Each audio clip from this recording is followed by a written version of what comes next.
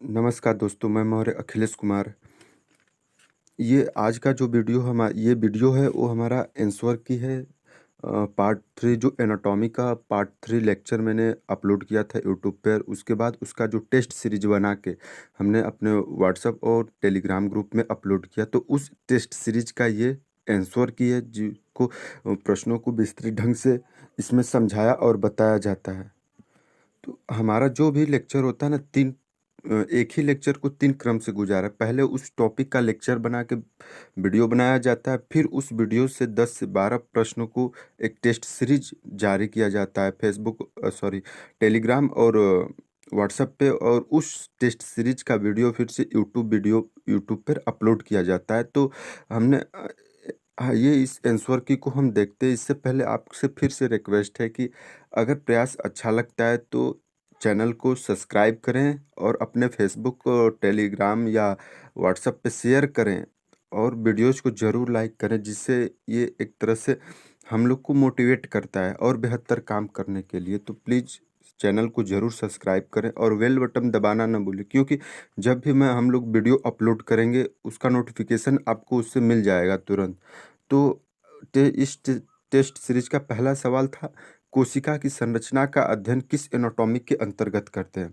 तो देखिए, बहुत लोगों ने इसको साइटोलॉजी साइटोलॉजी करके उत्तर दिया है, जो कि बिल्कुल गलत है। देखिए, कोशिका की जब संरचना के अध्ययन की हम सिर्फ बात करेंगे तो वो साइटोलॉजी आता है, लेकिन जब इस साइटोलॉजी को किस एनाटॉमी के अंतर्गत बात करेंगे तो वहाँ पे तुरंत इसका उत्तर बदल जाएगा, और वो उत्तर होता है माइक्रो एनाटॉमी। क्योंकि कोशिका की जो संरचना होती है हमको छूकर या आंखों से देख के पता नहीं लगाया जा सकता। इसके लिए हमें माइक्रोस्कोप, सूक्ष्मदर्शी या लेंस की आवश्यकता पड़ती है। तो तब जो होता है, कोशिका की संरचना का अध्ययन हम माइक्रो एनाटॉमी के अंतर्गत करते हैं। यहाँ पे साइटोलॉजी सही नहीं है, क्योंकि साइटोलॉजी का मतलब होता है सिर्फ कोशिका का अध्ययन करना, लेकिन अब वो कोशिका का अध्ययन हम किस एनाटॉमी के अंतर्गत करते हैं, क्योंकि साइटोलॉजी कोई एनाटॉमी तो है नहीं। तो यहाँ पे माइक्रो एनाटॉमी इस प्रश्न का सही उत्तर होगा। यहाँ पे मैक्रो एनाटॉमी का मतलब होता है जिसको देख कर, जो बड़ा अंग होता है उसको देख कर उसकी संरचनाओं के बारे में अध्ययन कर सकते हैं, उसको हम ग्रास एनाटॉमी भी कहते हैं। तो प्रश्न संख्या अब 2 है, माइक्रोस्कोपिक एनाटॉमी को किस नाम से जाना जाता है। माइक्रोस्कोपिक यानी कि सूक्ष्म संरचना विज्ञान। तो यहाँ पे हिस्टोलॉजी के रूप में भी जाना जाता है और सूक्ष्म संरचना विज्ञान के बारे में भी जाना जाता है। और साइटोलॉजी शरीर की सबसे सूक्ष्मतम इकाई जो कोशिका है उसके अध्ययन को हम साइटोलॉजी कहते हैं, और कई कोशिकाओं के मिलने से हमें ऊतक बनता है, और उस ऊतक का अध्ययन हम हिस्टोलॉजी के नाम से जानते हैं। तो अगर जब हम एक ही उत्तर के 2 ऑप्शन सही मिलते हो तो उसमें से जो सबसे उसके निकटतम उत्तर होता है उसको हम चूज करेंगे। तो माइक्रोस्कोपिक एनाटॉमी को हम सबसे निकटतम रूप में जाने तो सूक्ष्म संरचना विज्ञान के रूप में समझेंगे, क्योंकि माइक्रोस्कोपिक का अर्थ ही होता है सबसे छोटी चीज़ों का अध्ययन करना होता है। जो हमारे शरीर की सबसे छोटी संरचना है उसके बारे में अध्ययन किया जाता है। ठीक, तो इस प्रश्न का सही उत्तर है ऑप्शन ए, सूक्ष्म संरचना विज्ञान। आते हैं प्रश्न संख्या 3 पे। तो ऊतकों को पतले भागों में काटने की प्रक्रिया क्या कहलाती है। Sectioning, cutting, cloning, scheduling. देखिए, कट बहुत लोगों ने इसको कटिंग करके उत्तर दिया, जो कि बिल्कुल गलत है। इसमें कटिंग का मतलब हम किसी चीज़ को जब काटते हैं तो उस प्रक्रिया को हम कटिंग कहते हैं, लेकिन हर चीज़ की जो कटिंग होती है वो एक विशेष उद्देश्य के साथ की जाती है, तो उसके लिए एक अलग टर्म होता है। ठीक वैसे ही जब हम ऊतक को चिकित्सीय अध्ययन के लिए कई पतले हजारों भागों में काट कर जब उसको जांच किया जाता है तो उस प्रक्रिया को सेक्शनिंग कहते हैं, यानी कई सेक्शन में बांट देना। ठीक, तो कई सेक्शन में बांट देना यानी कि एक ही चीज को कई भागों में बांट देना सेक्शनिंग। तो ऊतक की इस पतले भाग को काटने की प्रक्रिया को हम सेक्शन कहते हैं। तो इस प्रश्न का जो सही उत्तर होता है ऑप्शन ए, सेक्शनिंग। प्रश्न संख्या 4 है कि ऊतकों के रंग परिवर्तन को क्या कहते हैं। यानी कि ऊतक के रंग जब परिवर्तित हो जाता है तो उसको क्या कहते हैं। Cloning, colouring, staining, running. देखिए, किसी भी चीज का कलर को बदलना या कोई कलर देना, उस प्रक्रिया को हम कलरिंग कहते हैं। लेकिन जब किसी भी चीज़ को विशेष काम के लिए, उपयोग के लिए उस पर कलर डालते हैं, तो ठीक वैसे ही उसके अलग टर्म का प्रयोग कर देते हैं। तो ठीक जब हम ऊतकों का रंग परिवर्तन क्यों कहते हैं? चिकित्सीय अध्ययन को आसान बनाने के लिए। जैसे कि अगर हम मान लें कि अपने आंत की जो ऊतक होती है, कई प्रकार की ऊतक होती है, तो उसमें से जो समस्याएँ ऊतक में समस्या महसूस होती है, उस ऊतक को डाई रंग के माध्यम से डाई के द्वारा रंग प्रवेश करा के उस ऊतक का हम कलर बदल देते हैं, ताकि किसी अध्ययन के लिए यानी जांच के लिए उस ऊतक का चुनाव करना हमें आसान हो जाता है। तो इस प्रक्रिया को हम स्टेनिंग कहते हैं। तो इस प्रश्न का सही उत्तर है ऑप्शन सी, स्टेनिंग। यानी कि ऊतकों की जो रंग परिवर्तन की प्रक्रिया होती है उसको हम स्टेनिंग कहते हैं। ठीक। प्रश्न संख्या 5 है कि ऊतकों का प्रत्यारोपण क्या कहलाता है? यानी कि एक ऊतक को काट के शरीर के दूसरे भाग में लगाने की जो प्रक्रिया होती है उसको क्या?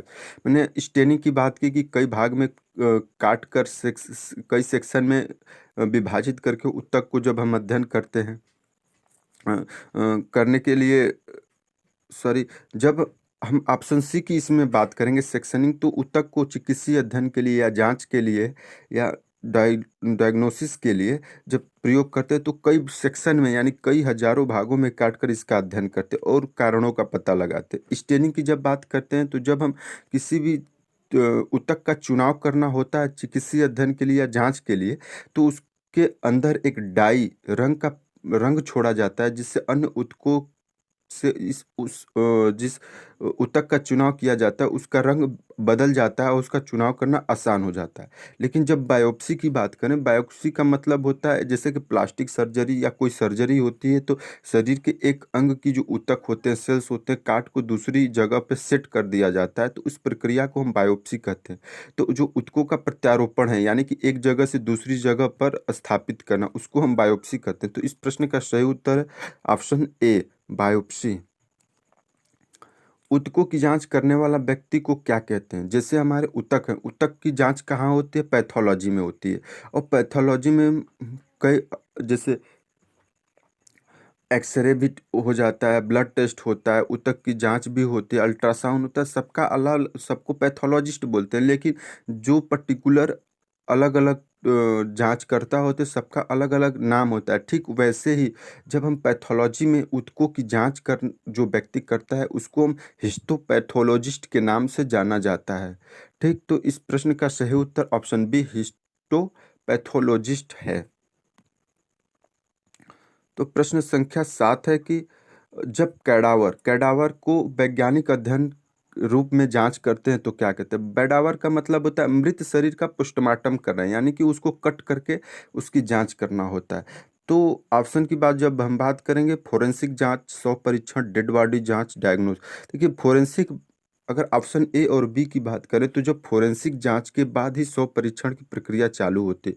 डायग्नोस का मतलब होता है कि डायग्नोस का मतलब होता है जीवित शरीर की जांच करना, साइंटिफिक रूप से या वैज्ञानिक रूप से जीवित जीवों की जो अध्ययन है वो डायग्नोस कहलाता है। डेड बॉडी जांच ही फोरेंसिक जांच और शव परीक्षण होता है। तो जब आदमी व्यक्ति आकस्मिक मृत्यु होती है, जैसे कि चोट का लग जाना, जहर ले लेना, या कोई सेल्स का विच्छेदन हो जाना, या कोशिकाओं का अचानक बढ़ जाना, या कोई शरीर में विकृति आना जिसके कारण उसकी आकस्मिक मृत्यु हो जाती है, तो उसकी जांच हम फोरेंसिक लैब में करते हैं।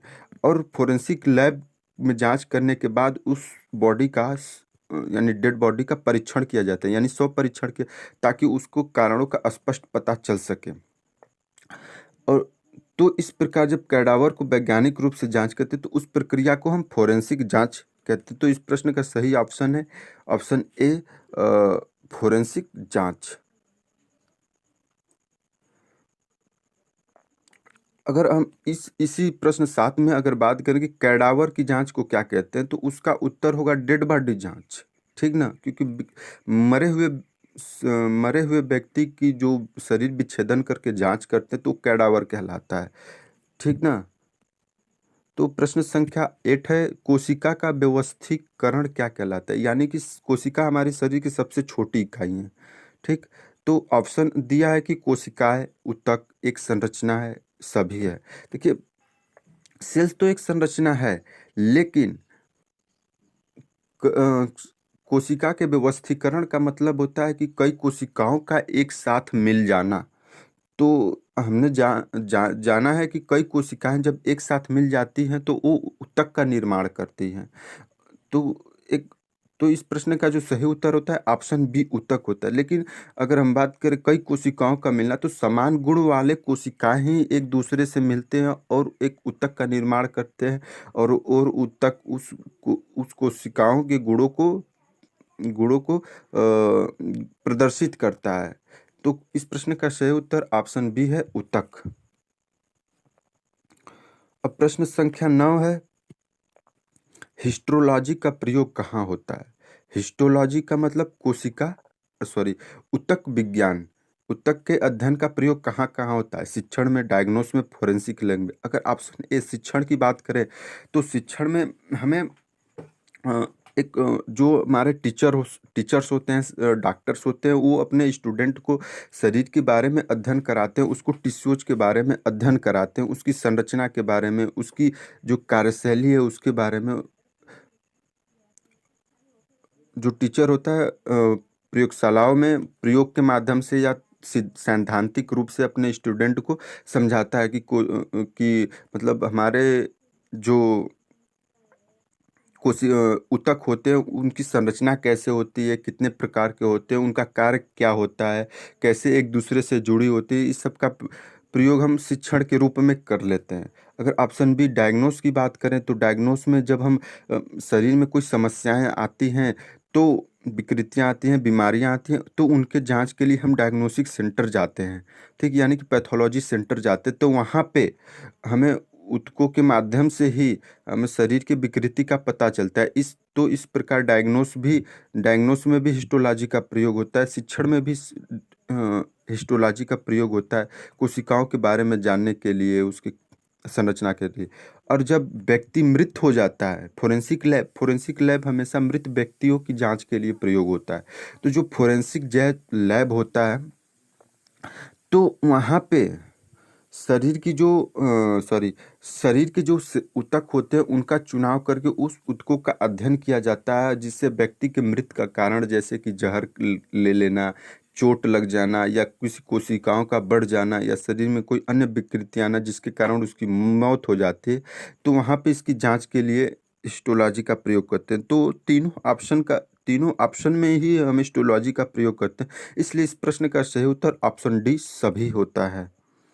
प्रश्न संख्या 10 है, आकस्मिक मृत्यु का अध्ययन किया जाता है। मैंने पहले भी बताया कि आकस्मिक मृत्यु जब हो जाती है, मतलब कि कहीं से चोट लग जाना या जहर खा लेना, सेल्स का बढ़ जाना, या कोई अचानक विकृति आ जाना जिसके कारण व्यक्ति की मृत्यु हो जाती है, तो उन कारणों को पता लगाने के लिए हम फोरेंसिक जांच की प्रक्रिया से गुजरते हैं। तो इस प्रश्न का सही उत्तर होता है ऑप्शन ए फोरेंसिक जांच। बायोप्सी का मतलब होता है सर्जरी करना, एक जगह से दूसरी जगह ऊतक को काट के लगा देना। स्वब परीक्षा फोरेंसिक जांच के बाद की जाती है, स्पष्ट मृत्यु का कारण जानने के लिए। डायग्नोस का मतलब होता है जीवित व्यक्ति की शरीरों की जांच करना। तो इस प्रकार इस प्रश्न का सही उत्तर ऑप्शन ए फोरेंसिक जांच बनता है। अब हम बात करेंगे प्रश्न संख्या 11 पर, कि मृत शरीर की जैविक ऊतकों का अध्ययन कहलाता है। यानी जो व्यक्ति मृत हो गया है उसकी जैविक ऊतक का अध्ययन हम क्या कहते हैं? ठीक, तो इस प्रश्न का भी सही उत्तर जो बन जाता है वो होता है फोरेंसिक जांच। जो कि इससे पहले वाले प्रश्न में भी मैं इसको पूरी तरह से बता दिया, तो इसमें बताने की कुछ ज़रूरत है नहीं। तो प्रश्न संख्या 12 की जब बात करेंगे कि ऊतकों की जांच करने वाला स्थान क्या कहलाता है, तो देखो, पैथोलॉजिस्ट यानी ऊतक का अध्ययन कहाँ किया जाता है, तो वो पैथोलॉजी सेंटर जांच केंद्र होता है, जहाँ पे ऊतकों से नमूने सैंपल्स लिए जाते हैं, बायोप्सी लिए जाते हैं, और उनको प्रयोगशालाओं में अपने लैब्स में वो सूक्ष्मदर्शी माइक्रोस्कोप या लेंस के माध्यम से उसकी अध्ययन करते हैं और उसमें कारणों, बीमारी आदि का पता लगाते हैं। और इस पता लगाने वाले व्यक्ति को हम हिस्टोपैथोलॉजिस्ट के नाम से जानते हैं। तो इस प्रश्न का सही उत्तर है ऑप्शन ए पैथोलॉजी। तो आज का जो हमारा टेस्ट पेपर था उसका आंसर की आज हमारा पूरा होता है। तो अगर ये प्रयास आप लोग को अच्छा लगता है तो ज़रूर से चैनल को सब्सक्राइब करें और बेल बटन दबाना न भूलें, ताकि जो भी वीडियो जो मैं अपलोड करूँ तुरंत आपको नोटिफिकेशन मिल जाए। और साथ में ही अपने फेसबुक व्हाट्सएप पे ज़रूर शेयर करें, ताकि और लोगों तक पहुँचे। और जब वीडियोज़ को आप लाइक करेंगे तो ये वीडियोज़ और चैनल ट्रेंड में आता है और लोगों तक खुद पहुँचता है। तो आप लोग से रिक्वेस्ट प्लीज़ कि चैनल को ज़रूर सब्सक्राइब करें। धन्यवाद।